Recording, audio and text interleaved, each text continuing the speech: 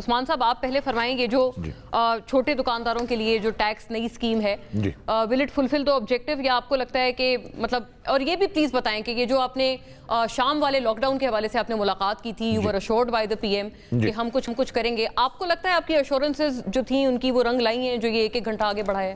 G thank you for having me on the show. بالکل آپ نے صحیح فرمایا کہ بظاہر تو جب ہم نے ان سے ملاقات کی 2 دن پہلے پی ایم صاحب سے, اور یہ کافی لانگ اسٹینڈنگ ریکویسٹ تھی تمام لوگوں کی کہ لاک ڈاؤن آورز کو بڑھایا جائے. آف کورس ایک چھوٹا کاروباری اور جو ایس ایم ای سیکٹر جس کی ہم ہمیشہ بات کرتے ہیں وہ اس پہ پس رہا تھا, تو انہوں نے اس پہ الحمدللہ پازیٹیولی رسپونڈ کیا اور اس کو بڑھا دیا. ابھی بھی ہم یہ چاہیں گے کہ اس میں دیکھا جائے کہ اور کتنا روم ہے ٹو ویگل. لیکن جو بجٹ کی آپ نے بات کی, دیکھیے پورا سال آپ نے سنا تمام چیمبرز یہی بات کرتے ہیں کہ کاسٹ آف ڈوئنگ بزنس کو نیچے لائیے, ایز آف ڈوئنگ بزنس کی انوائرمنٹ بڑھائیے. کاسٹ آف ڈوئنگ بزنس میں کیا پرابلم ہے؟ Cost of tax is an issue, cost of energy is an issue.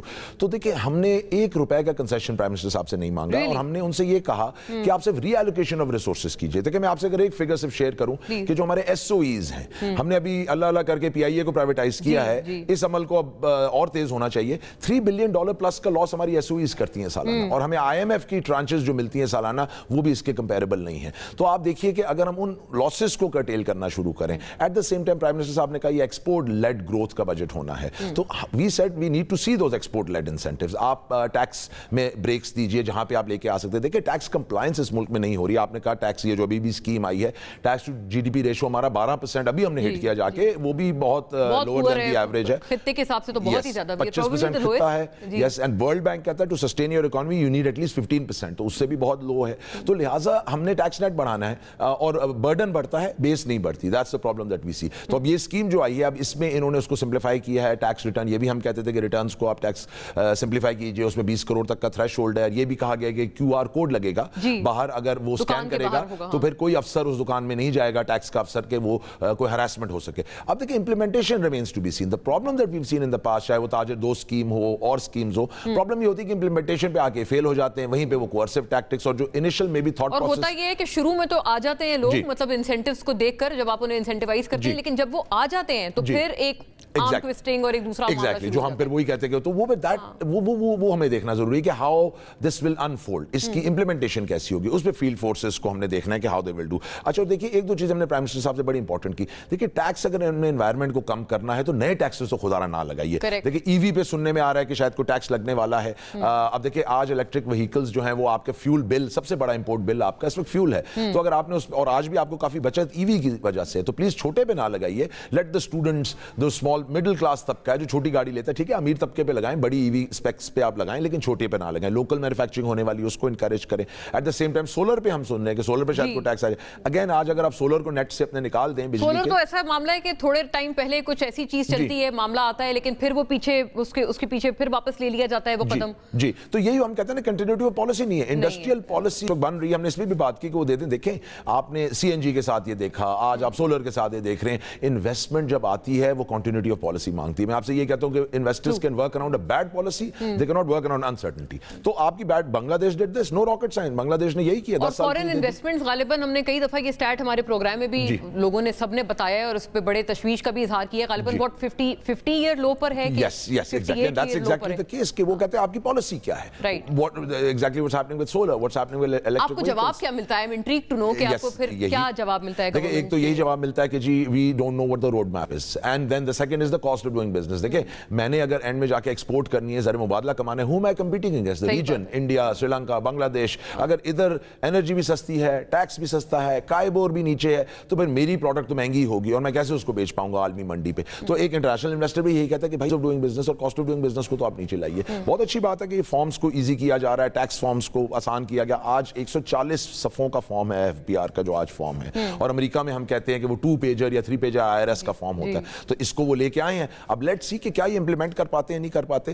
دیکھیں ایز آف ڈوئنگ بزنس کی طرف ہمیں جانا پڑے گا. ہم نہیں کنسیشنز مانگ رہے, ہم چاہتے ہیں کہ انوائرمنٹ آف بزنس فرینڈلی یا یہ چیزیں آپ لوگ نہیں مانگ رہے. یہ آپ نے کبھی تقاضا ہی نہیں کیا, اور ہاں پریکٹیکل بات کی ہے. ہمیں یہ بھی کمپلشن گورنمنٹ کی پتہ ہے کہ being in the I M F program آپ اتنا نہیں دے سکتے, بٹ ایٹ لیسٹ دیکھیں آپ وہ جو کر سکتے ہیں ری ایلوکیشن آف ریسورسز وہ لازمی کیجیے, اور جو طبقہ آلریڈی موجود ہے ٹیکس نیٹ میں اس کو مزید مت کیجیے. کریکٹ, ویری دیٹ از آور رانا صاحब ये शॉर्ट एंड स्वीट बात की है, तो कोई मतलब क्या कहते हैं अनप्रैक्टिकल तकाजा आपसे नहीं किया, मुतालबा नहीं किया, तो जो चीज़ कर सकते हैं वो तो की जाए, ये बताएं। और जुबैर साहब की भी ये जो बात है, ये ऑब्जर्वेशन, इसको भी एड्रेस कीजिएगा कि ये वज़ीर आज़म शहबाज शरीफ का एज द प्राइम मिनिस्टर 5वां बजट है, तो पिछले बजट्स में क्या आप लोगों ने मतलब पार्डन माय मतलब मैं लेमैन टर्मिनोलॉजी में कह रही हूँ कि क्या तीर आपने कोई मारा मुआशी तौर पर, जो आप समझते हैं कि इस दफा you will be able to hit the target?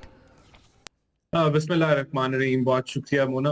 देखिए, एक तो प्राइम मिनिस्टर शहबाज शरीफ और जो ये गवर्नमेंट है इसकी ओपन डोर पॉलिसी है।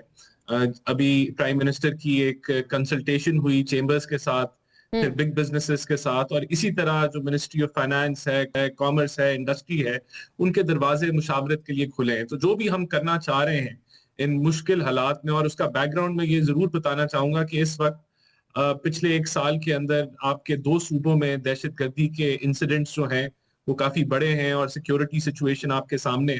इसी तरह आपने देखा कि अफगानिस्तान का बॉर्डर हमें एक नेशनल लेवल की सिक्योरिटी सिचुएशन को देखते हुए हमने बंद किया। उसका इम्पैक्ट भी आपकी एक्सपोर्ट पे आया, ट्रेड पे आया, आपके एफबीआर के कलेक्शन के ऊपर आया।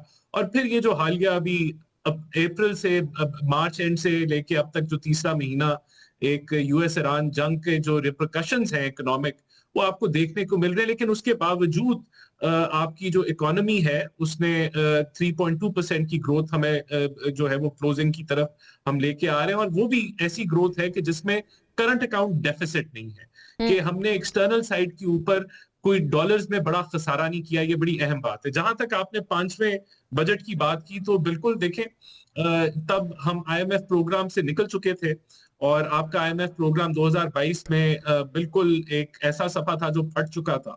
तो हमें तब तो जो है वो एक इकोनॉमी को नोज डाइव करने से बचाया, क्योंकि उस वक्त कोई 18-19 बिलियन डॉलर का करंट अकाउंट का डेफिसिट था, और आपके रिजर्व जो थे स्टेट बैंक के 11.2 बिलियन के ऊपर थे, जो गिर गए 4 बिलियन के ऊपर, और आपका रुपया फ्री फॉल में था। तो अल्हम्दुलिल्लाह ये हम जरूर कह सकते हैं कि आज अगर आपके अच्छा राना साहब, एक अर्ज सुनिएगा प्लीज। जुबैर साहब आई होप हमारे साथ हैं गुफ्तगू में, क्योंकि मुझे एक बात याद है, हमने ये पहले भी जब ये वाला टॉपिक रखा था तो आई क्लियरली रिकॉल उस वक्त मोहम्मद जुबैर साहब भी हमारे साथ जुड़े हुए थे, और उन्होंने गवर्नमेंट के इस क्लेम को बड़ा एक लाउड एंड क्लियर तौर पर उन्होंने इसको रिफ्यूट किया, रिबट किया। ये जो आप कहते हैं ना आईएमएफ का 2022 वाला प्रोग्राम, वो कहते हैं कि उस वक्त इमरान खान या पीटीआई गवर्नमेंट से कोई नुकसान नहीं हुआ था आईएमएफ प्रोग्राम को। एक्चुअल जो नुकसान हुआ था वो उसके बाद हुआ था जब मिफ्ता साहब आए थे। अच्छा, और फिर कोई जी गो अहेड। अगर मुझे आप इजाजत दें, देखें अगर मैं कोई बात गलत कर रहा हूं तो वो जरूर इसको करेक्ट कर दें कि 18 बिलियन डॉलर का करंट अकाउंट डेफिसिट उस साल का था, और हमारे 11.2 बिलियन के रिजर्व्स थे। तो इसका मतलब है कि वो जो रिजर्व्स थे वो गिरने ही गिरने थे अगर आप एक्सटर्नल साइड को कवर ना करते, डॉलर का कवर आप ना प्रोवाइड करते, और वो गिरे क्योंकि आप आईएमएफ प्रोग्राम से निकल गए थे, और फिर हमने उसको वहां मुल्क डिफॉल्ट की जद में था। तो आज अगर फास्ट फॉरवर्ड टुडे, तो आपने देखा कि हमारा आज रिजर्व जो है 17.2 बिलियन पे हैं स्टेट बैंक के। आपका जो रुपया है वो मार्केट मैकेनिज्म्स के थ्रू स्टेबल है।